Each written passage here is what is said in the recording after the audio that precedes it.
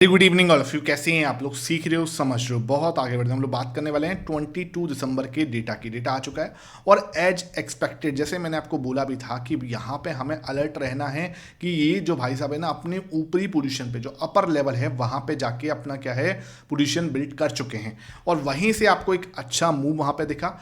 अब आज जो है प्रो का डेटा बहुत अच्छे से समझ लेना, बहुत इंपॉर्टेंट चीज़ रहेगी, इसलिए वीडियो को लाइक कर दो। इस टाइप का लर्निंग सेशन बिना रुके लेके आता हूँ। वीडियो को लाइक करके चैनल को सब्सक्राइब करके बेल आइकन जरूर दबा देना।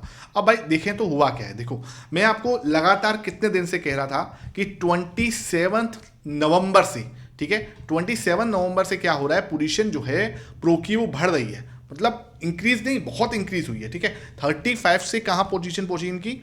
35 से पोजीशन पहुंची सर सीधा 61.5 पर। ठीक है, तो ये क्या दर्शा रहा था कि यहां पे मार्केट नीचे जा रही है और ये भाई साहब अपनी पोजीशन को बड़ा कर रहे हैं।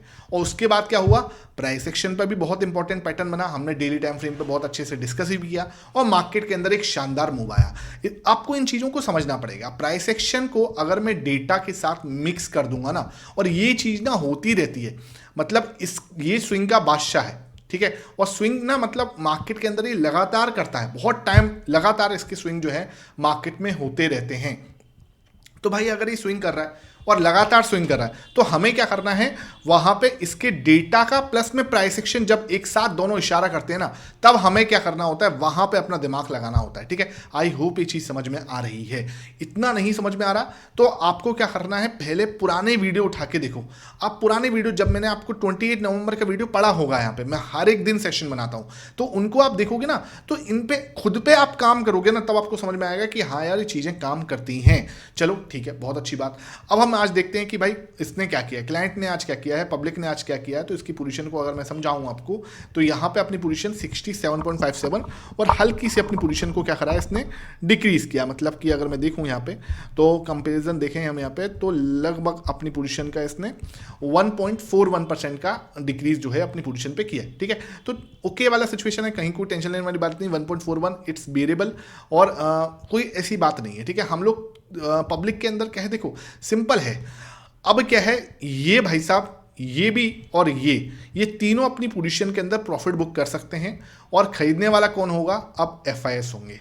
ठीक है, क्योंकि 8.82 पे मतलब 8% पे आ गए थे, याद होगा 8.17। ठीक है, रिसेंट का जो लोकेशन कहां पहुंच गई थी, 8.16 पर, 17 पर। ठीक है, तो वहां से क्या करा है, इन्होंने जंप लिया है, वहां से क्या है, एक रिवर्सल देखने को बन रहा है। तो प्रॉफिट बुकिंग इनकी साइड से होना अब स्वाभाविक होगा। ठीक है, अब आगे बढ़ते हैं सर।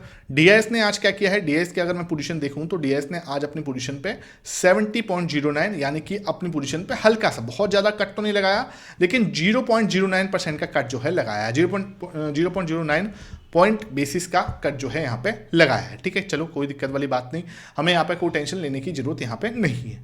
उसकी बात करें, एफआईएस ने क्या करा भाई, अपनी पोजीशन पे डेफिनेटली इन्होंने क्या करा होगा, इंक्रीज किया होगा। देख लो सर, अपना पोजीशन जो है इन्होंने सीधा 2.57% से इंक्रीज कर दी, 2.5% से अपनी पोजीशन इंक्रीज कर दी। देख लो, मतलब पहले कहीं आ नहीं रहे थे और आ रहे हैं, तो अब सीधा 2.5% लेके आ रहे हैं। ठीक है, और उसकी वजह से ही आज मार्केट जो है आपको इंट्राडे के अंदर भी ऊपर जाता हुआ नजर आया। पहले तो गैप अप ओपन हुआ, उसके बाद उसको सस्टेन करके मार्केट ऊपर गई है। ठीक है, तो मैंने आपको क्या बोला था, 8.17 पे मैं चीख चीख के बोल रहा था कि भाई मुझे नहीं लगता कि एफआईएस के अंदर जो है अब बहुत ज़्यादा सेल करने की जगह है। और उस समय पे लोग बोल रहे थे कि नहीं सर, मार्केट के अंदर सेल हो सकता है, ऐसा हो सकता है, वैसा हो सकता है। आप चीज़ों को थोड़ा सा समझोगे ना, मैं ये नहीं कह रहा कि हमें लॉस नहीं हो सकता, यहाँ पे कुछ भी ऐसा नहीं होता जो 100% है, लेकिन ना हमें हाई प्रोबेबल सेटअप पे दिमाग लगाना होता है कि प्रोबेबिलिटी हमारी हाई कहाँ पर है, वो चीज़ों को आपको समझना पड़ता है। ठीक है, ये चीज़ है। उसके बाद बात करते हैं हमारे प्रो ने आज क्या किया है। तो प्रो को हम अगर देख रहे हैं पोजीशन को, तो प्रो भाई साहब ने अपनी पोजीशन को डिक्रीज किया है 3.22% से और एज एक्सपेक्टेड है, मतलब कोई इसमें मैं इससे कोई शॉक नहीं हुआ। ठीक है भाई, ये इतना बनता था, 3% से अपनी पोजीशन को कट डाउन कराया और वो बनता भी था यार, प्रॉफिट बुक करेगा ना भाई अगला। जब मार्केट नीचे आ रही थी लगातार, तब वो लगातार क्या कर रहा था, खरीद रहा था, और जब आप मार्केट ऊपर जाएगी तो उसका प्रॉफिट बुक करना ऑब्वियसली बनता है। तो उसने क्या करा, अपना प्रॉफिट बुक किया। ठीक है, कोई टेंशन लेने वाली बात नहीं। अब हमें देखना है कि जब ये पोजीशन 55 से नीचे चली जाएगी, ध्यान रखना कहाँ से, 55 से नीचे चली जाएगी, तब मैं आपको बोलूँगा कि हाँ भाई अब थोड़ा सा अलर्ट हो जाओ मार्केट के अंदर, मार्केट थोड़ा ऊपर जाएगा, उसकी संभावना यहाँ पे कम हो सकती है। ये चीज़ आपको क्लियर होनी चाहिए, ठीक है। तो अब ये हो गया, समझ में आ गया। अब आ जाते हैं कैश मार्केट की जो है समझते हैं। अच्छा, कल आपने अगर सेशन देखा था, मेरा कल वाला सेशन भी देखा था या उससे फ्राइडे की शाम वाला सेशन भी देखा था, तब भी मैंने आपको बोला था ये अपने अपर रेंज पे आ चुका है, ठीक है, और वही चीज़ आपको देखने को मिल रही है, ठीक है।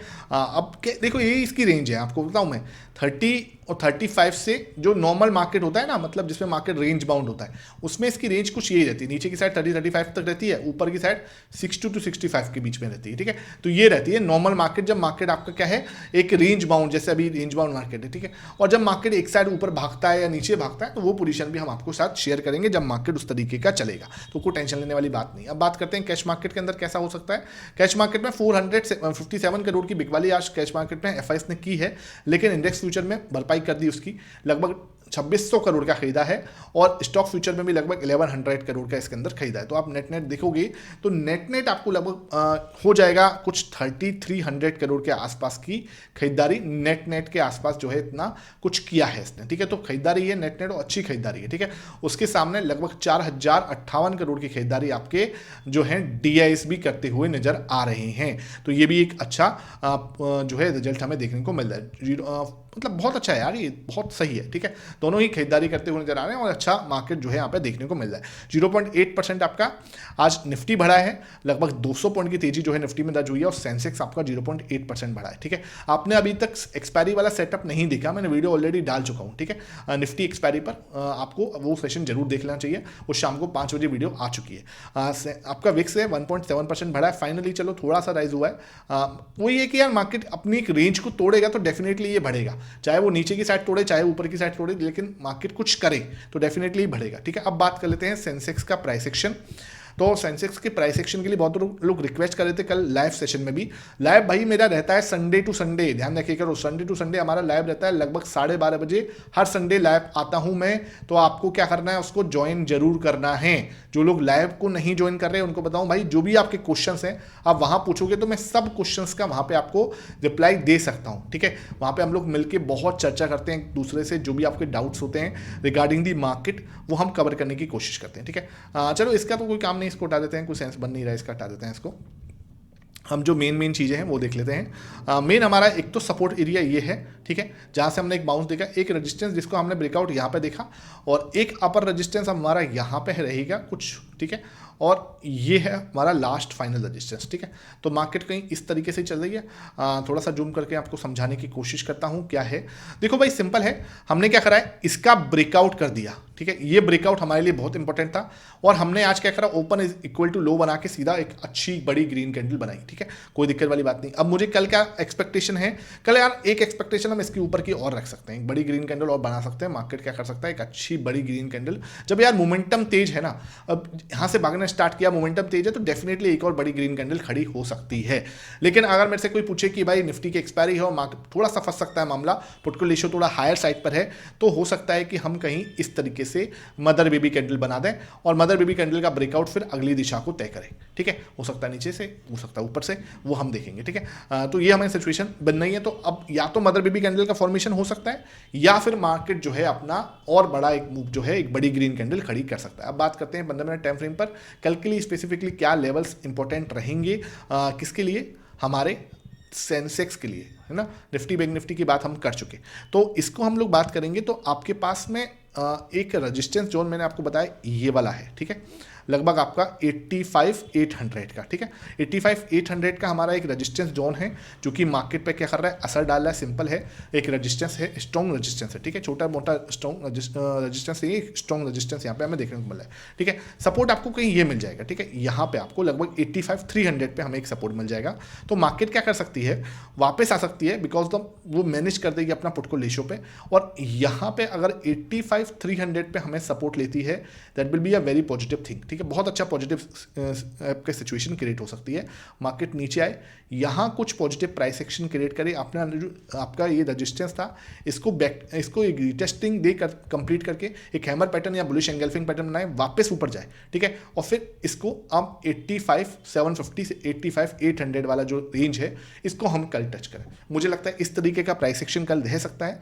अगर मार्केट क्या करेगा, सीधा, ठीक है, सीधा क्या करे, इसको तोड़ने की कोशिश करे। ये वाला जो हाई है आपका सीधा ब्रेक करने की कोशिश करता है, मान के चलो ये वाले हाई को सीधा ब्रेक करने की कोशिश करता है मार्केट, तो वो क्या करेगा, इस वाले लेवल को स्टेबल करने की कोशिश करेगा। मान के चलो इसको सीधा ब्रेकआउट करने की कोशिश कर रहा है, तो वो क्या कर सकता है, यहाँ पर इसको स्टेबल करने की कोशिश कर सकता है कि मैं यहाँ पे स्टेबल रहूँ, ठीक है। उसके बाद एक सपोर्ट यहाँ पे क्रिएट करके यहाँ पे रिटेस्टिंग करके फिर ऊपर जा सकता है 85,800 तक, ठीक है। तो ये मुझे लगता है इस तरीके का प्राइस एक्शन मार्केट बना सकती है। अदरवाइज क्या है, नहीं तो हमें क्या मिल सकता है, यहाँ पे आपको रिजेक्शन मिल सकता है, वापस आ सकते हैं सपोर्ट लेने और सपोर्ट से फिर वापस घूम सकते हैं, ठीक है। नीचे आना है, अगर मेरे से कोई पूछे सर नीचे आने के लिए क्या प्लान है, देखो जब तक हम 85,300 को होल्ड कर रहे हैं तो बहुत ज़्यादा कोई टेंशन लेने की जरूरत नहीं, अंटिल ये इस लेवल को होल्ड कर रहे हैं। नीचे की साइड अगर ब्रेकडाउन देगा देन ओनली हम सोचेंगे, ब्रेकडाउन देता है, यहाँ से रिटेस्टिंग डन हुई, रिटेस्टिंग डन करके फिर अब नीचे आ सकता है, और ये लेवल आपके लिए इंपॉर्टेंट रहेगा 84,750 का। आई होप ये चीज़ समझ में आ गई हो। कहीं भी आपको कोई भी डाउट है तो आप नीचे कमेंट सेक्शन में पूछ लेना, मैं आपको जो भी डाउट होगा रिगार्डिंग द प्राइस सेक्शन वो दूर करने की कोशिश करूंगा। सुबह 7 बजे वाला सेशन मत मिस करना। Thank you for watching this session.